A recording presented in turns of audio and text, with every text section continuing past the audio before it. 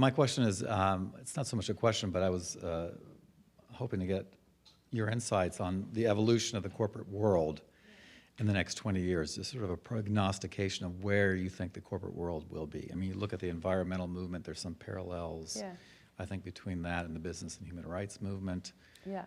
So maybe you can give us some sense of what's not what's possible, but what's realistic given Yeah. human nature and Yeah. the need for profitability and all the other good things that Yeah. corporations are interested in. Yeah. Oh, that's fun, Michael. Thank you.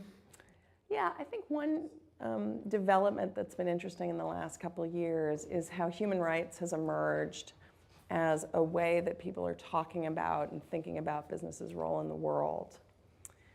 Because human rights has historically been a state-based thing, right? It's about what governments can and should and must and shouldn't and can't do. But in recent years, people have started to talk about human rights as in framing businesses' impacts.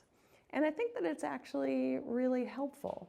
It's a little bit scary at first because you say human rights to a lot of audiences and to certainly a lot of corporate people, and they think, oh, what did we do wrong? This is about repressive environment, repressive regimes in far-flung lands. This clearly has nothing to do with us, right? But it's actually incredibly helpful because you start with the Universal Declaration of Human Rights, and it's 30 rights and freedoms that were agreed by the international community. And having worked in a company full of engineers, people love lists, right? And so you give them a list of 30 and say, this is where we start. And yeah, it's not framed in business language, and that was part of the exercise of the UN mandate that I left BP to work on. But it's actually incredibly helpful because I think part of the problem of where we are today with CSR, corporate responsibility, is that there is no universal declaration of corporate social responsibility. Right now it's kind of whatever a company wants it to be, which is why we do have these problems of some companies are doing it for marketing purposes. Some companies, it means sending employees out in matching t-shirts to paint a wall for 5 hours a year. Which again is awesome, but that's not what I'm talking about here. So it's kind of whatever a company wants it to be right now, which really creates a lot of frustration, I think, to people who want to know, well, what are we really talking about here?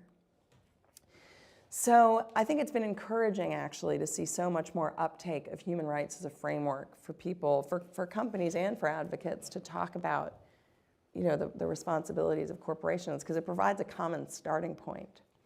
So I've seen that grown so much in the past 10 years that I'd like to think that maybe in 20 years, that will be the language that we all use. So at least we'll all know what we're talking about.